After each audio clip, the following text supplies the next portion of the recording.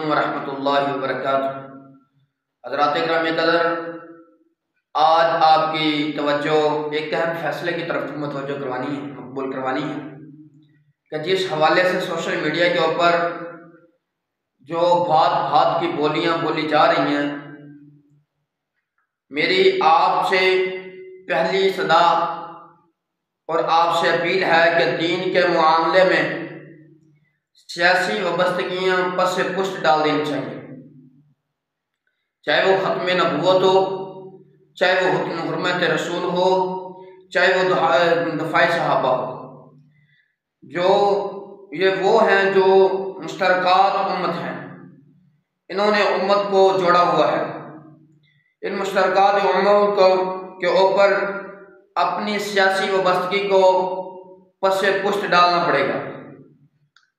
दुख और अफसोस की बात यह है कि ज़माने माजी में बाद लोगों ने सियासी वाबस्तगी की वजह से ऐसे फैसले को सपोर्ट किया जो कि खिलाफ शरीयत और खिलाफ दीन था। आज सियासी वाबस्तगी की वजह से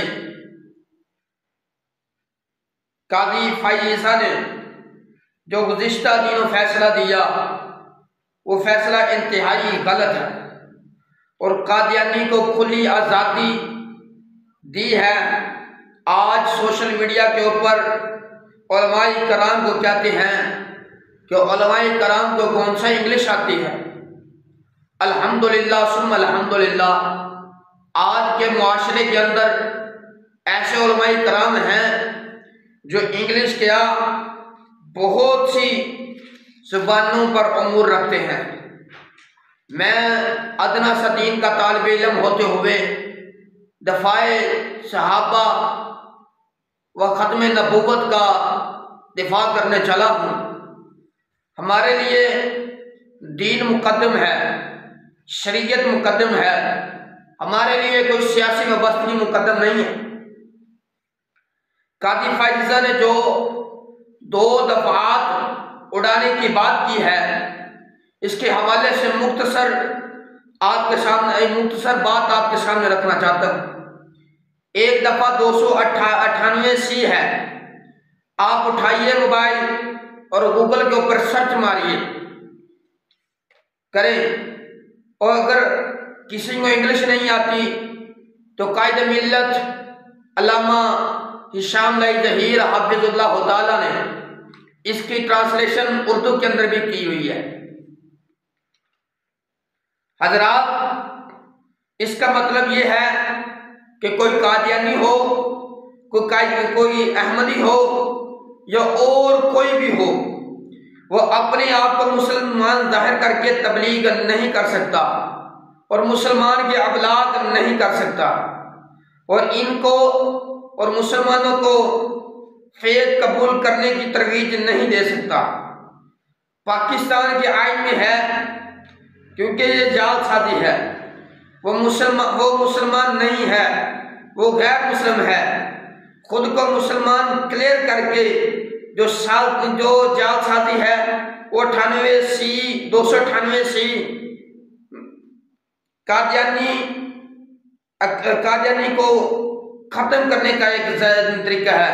वो मुसलमान नहीं है, वो कादियानी है, जो कि इम्तनाए कादियानियत है।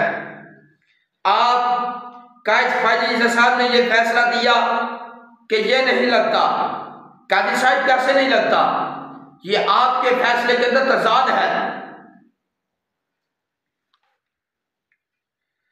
क्योंकि आपने लिखा है कि हर मजहब को खुली इजाजत है वो कि अपने दीन की तबलीग कर सके। आप इसको गैर मुस्लिम मान रहे हैं और फिर जब गैर मुस्लिम मान रहे हैं तो 298 सी क्यों हज़फ कर रहे हैं, जबकि वो कुरान की तफसीर को बांट रहा है, तफसीर सगीर को बांट रहा है, जो कुरान पाक के तखय्युर के ऊपर मबनी है। आप मुझे ये बताएं कि कुरान पाक के अंदर जगह जगह पर लिखा हुआ है कि नाऊज़ु बिल्लाह सैयद वजूद मुहम्मद रसूलुल्लाह है सल्लल्लाहु अलैहि वसल्लम, तो क्या इसके ऊपर 295 295 बी नहीं लगती। 295 बी का मफ़हूम आप उठाइए और पढ़िए, देख लीजिए, डिफाइनिंग है। इससे मुराद आलूदा करना है, इससे मुराद जालसाजी है। अच्छा, आप मुझे बताएं कि कोई उठे और कुरान की आयत का तर्जुमा ये करे कि अल्लाह के रसूल, कि मैं अल्लाह का रसूल हूं, नौजुबिल्लाह, तो आप ये कैसे, तो आप ये कहें कि अल्लाह, तो कुरान की हिफाजत अल्लाह ने ली है, कुरान की हिफाजत की जिम्मेदारी अल्लाह ने ली है, तो आप इसके ऊपर फिर क्या, आपके फैसले के ऊपर क्या रद्द होगा? अगर मैं उठूं और मैं कहूं कि मैं वज़ीर आज़म हूं, मैं वज़ीर आला हूं, मैं अदालत का चीफ जस्टिस हूं, तो आप मुझके ऊपर तौहीन अदालत लगाएंगे, आप मेरे ऊपर तौहीन अदालत का फैसला देंगे। इसी तरह काजी साहेब, इसी तरह आप इन कादियानी को मानते हुए ये फैसला देते हैं तो फिर इम्तनाए कादियानियत लगेगी। अगर आप ये चाहते हैं कि हम इनको मुसलमान मान लें तो फिर पाकिस्तान के कानून के खिलाफ आप फैसला कर रहे हैं। अच्छा, अगर कादियानी को आप कादियानी को आप तहफ़्फ़ुज़ देना चाहते हैं तो सबसे पहले कादियानी अपने आप को अक़लियत क्लियर करें, वो अपने आप को अक़लियत माने और फिर आप उसको वो तहफ़्फ़ुज़ दें जो मुल्क पाकिस्तान के अंदर अक़लियत को तहफ़्फ़ुज़ दिए जाते हैं। फिर उसको वो तहफ़्फ़ुज़ दें जो मुल्क पाकिस्तान के अंदर अक़लियत के तहफ़्फ़ुज़ को दिए जाते हैं। और अगर वो अपने आप को मुसलमान समझ करके तबलीग करे तो आप 298 सी लगेगा तो उसके ऊपर 298 सी लगेगा। कितनी आम फहम बात है, लोगों को उलझाया गया है, यह बड़ी मुश्किल बात है जी। उलमाए किराम को कौन सा इंग्लिश आती है? मैं कहता हूं आज के दौर के अंदर, आज के मुआशरे के अंदर ऐसे उलमाए किराम हैं जो इंग्लिश के अंदर बात कर लेते हैं। आइए आप भी अपने किसी जज को लेकर आइए, मैं भी अपने उलमाए किराम को लेकर के आता हूं, इंग्लिश में बातें कर ले, इंग्लिश में डायलॉग कर ले, वो आपके साथ मुकाबला करेगा। मैं फिर ये भी शर्त रखूंगा, काजी साहेब आप अपने जज को लेकर आए, मैं अपने उलमाए किराम को लेकर आता हूं। आपका जज मेरे उलमाए किराम के पास बैठकर अरबी नहीं बोल सकता, तो आप कैसे कह सकते हैं कि उलमाए किराम को यह बात समझ नहीं आ सकती? बात समझ जा सकती है, लेकिन कादियानियों को हम हरगिज़ मुसलमान नहीं मानेंगे, कादियानियों को गैर मुस्लिम मानेंगे, कादियानी काफिर थे, काफिर मानेंगे और इनके ऊपर कुफर का फतवा लगा कर रहेंगे। काजी साहेब आप कैसे कहते हैं कि इनके ऊपर 298 सी क्यों नहीं लगती? इनके ऊपर 298 सी लगती है। आपने कैसे अपने फैसले चेंज करने शुरू कर दिए?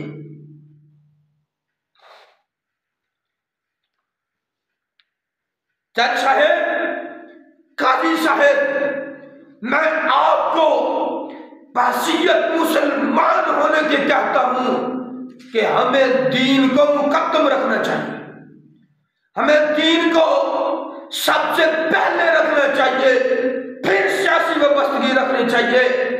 जब दीन के आगे सियासी वाबस्तगी आ जाए, सियासी वाबस्तगी के आगे दीन आ जाए, सियासी वाबस्तगी को पस्ते पुष्ट डाला जा सकता है, दीन को नहीं छोड़ा जा सकता, शरीयत को नहीं छोड़ा जा सकता। शरीयत मुहम्मद रसूलुल्लाह के ऊपर नाजिल हुई, कुरान मुहम्मद रसूलुल्लाह के ऊपर आया, मुहम्मद रसूलुल्लाह अल्लाह के आखिरी नबी है, हमारा ईमान है, हमारा अकीदा है। अहलुल हदीस के अदने से तालिब इल्म, अहलुल हदीस के अदने से अदने बच्चे का ये अकीदा है। और मैं एक उम्मत मुसलमान के प्लेटफार्म से ये बात को उजागर करना चाहता हूँ, हमारे सब मुसलमानों का ये अकीदा है कि ये कादियानी काफिर थे, काफिर रहेंगे, कादियानी नबी नहीं हो सकता, कादियानी मुसलमान नहीं हो सकता। हमारा अकीदा है कि अल्लाह के नबी अलैहिस्सलाम आखिरी नबी है, नबी समा है, उसके बाद कोई नबी नहीं आएगा, कोई भी नबी नहीं आएगा। कादी साहब, तो आप किस तरह कादियानी को तहफ़्फ़ुज़ देने के हकदार हैं? हमें सबसे पहले कादी साहब दीन को मुकद्दम रखना चाहिए। इस बात को आप पल्ले बांध लीजिए, वगरना फिर ना कहना कि मेरे खिलाफ बातें शुरू हो गई।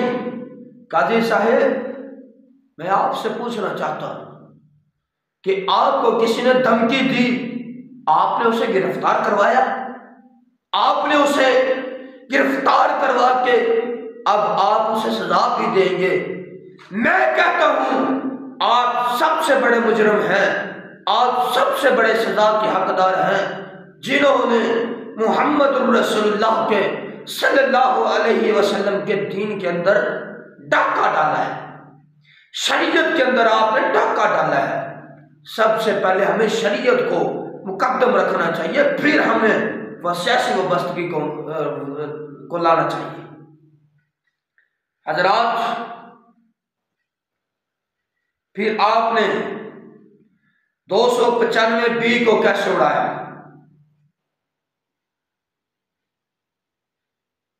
एक बंदा कुरान की तफसीर को बांट रहा है, वो हल्फन कह भी रहा है, वो अपनी बात को तस्लीम भी कर रहा है, तो फिर आप कहते हैं कि उसने 6 माह पहले सजा काटी। कादी साहब, ये ऐसे नहीं होगा। इसके ऊपर अगर कोई आम बंदा भी कुरान की तफसीर गलत छाप कर बांटे तो उसके ऊपर तौहीन कुरान लगेगी, उसके ऊपर मजीद दफात का इजाफा होता चले जाएगा।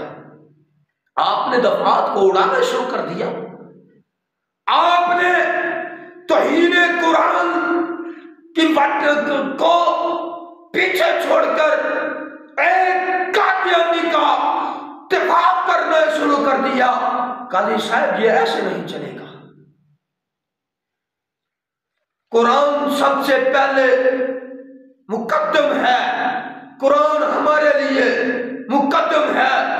हम इस कुरान के ऊपर, हम मोहम्मद रसूलुल्लाह की शरीयत के ऊपर अपनी जानों को निशावर कर देंगे, अपनी जानों को लुटा देंगे, अपनी जानें भी, इस जिस्म को भी कटवाना पड़ा तो कटवा देंगे। लेकिन काजी साहेब, इस तरह के फैसले आपको मंजूर करने की इजाजत नहीं देंगे। आगे चलिए, क्या इसके ऊपर 298C और 295B नहीं लगती? काजी साहेब, ला इकराह फिद्दीन, ला इकराह फिद्दीन, ला इकराह फिद्दीन कौन सा दीन है? कादियानियों के ऊपर कौन सी किताब नाजिल हुई? कादियानियों के ऊपर कौन सी शरीयत नाजिल हुई? कौन सा नबी है कादियानियों का?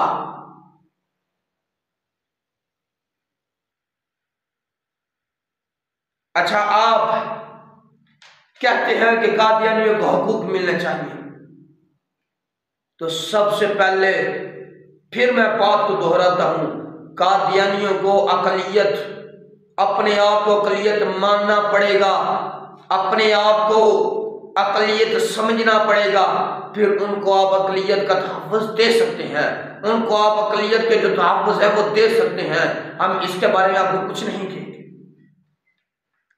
आप खुद उठाइए 298 को, 298 और 295 को उठाइए, गूगल पर सर्च लगाइए और देखिए, पढ़िए कि क्या इस बंदे के ऊपर 298 और 295 लगती है या नहीं लगती।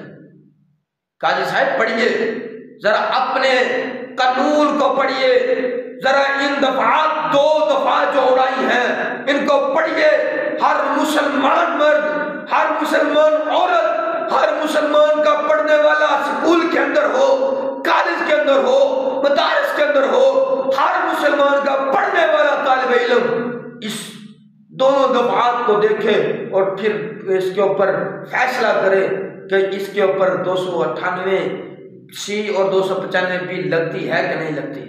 दुआ है कि काजी साहब आप को ये दफात पढ़ के सही मानों के अंदर फैसला करने की तौफीक अता फरमाए।